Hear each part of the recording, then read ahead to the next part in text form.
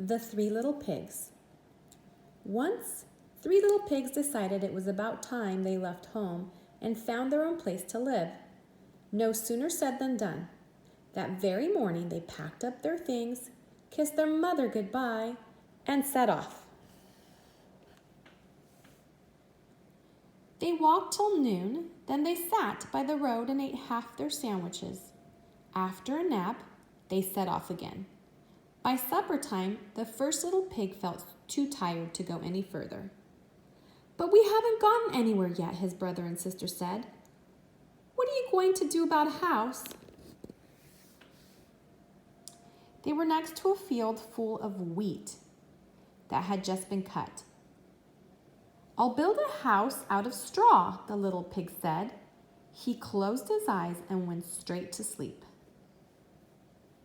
When the first little pig woke up, the sun was sinking fast and the air was growing cold.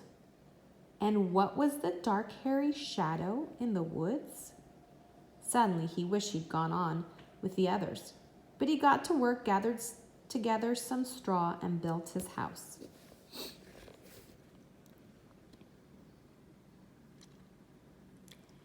At midnight, there came a tapping at his door. Little pig, let me come in," a voice said.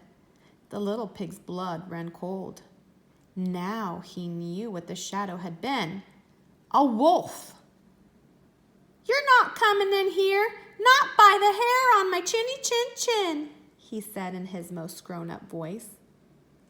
"Then I'll huff and I'll puff and I'll blow your house down," the wolf snarled. "And that'll be the end of you." And it was. Next morning, the other pigs came back. What did they find? A heap of straw and all their brothers' belongings torn up and scattered across the field. They ran away as quickly as they could.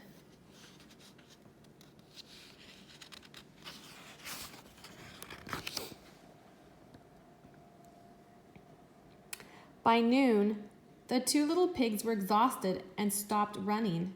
The second little pig began to think that they had reached a very nice spot. There was a pile of wood that a woodcutter had left, perfect for building a big, strong house. "Whatever happened to my brother can never happen to me," thought the second little pig. But that night, as the church clock struck 12, there came a tapping at her door. Little pig, let me come in," a voice said softly. "I'm lonely and hungry and I want a bite to eat." The little pig's heart gave a thump. Now she knew what had happened to her brother. "Wolf, you don't fool me. You're not coming in, not by the hair on my chinny chin chin," she cried.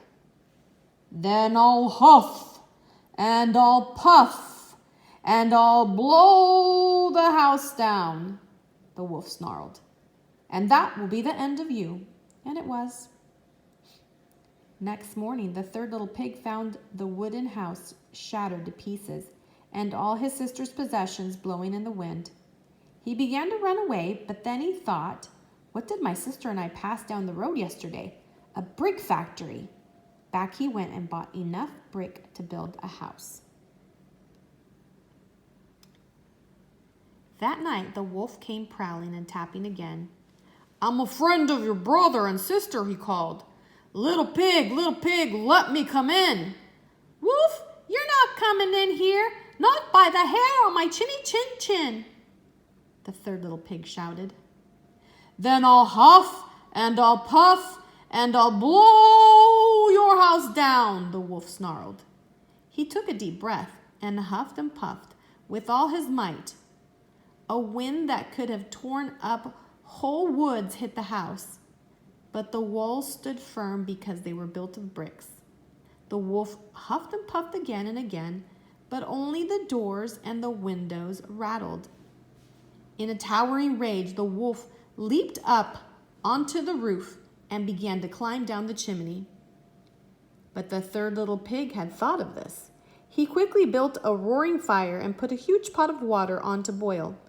Instead of landing in the fireplace, the wolf fell into the pot and was boiled up. His skin popped open and out jumped the little pig's brother and sister. The wolf had gobbled them whole. How happy the three little pigs were to see each other again, safe and sound, in the house built of bricks. They lived happily ever after.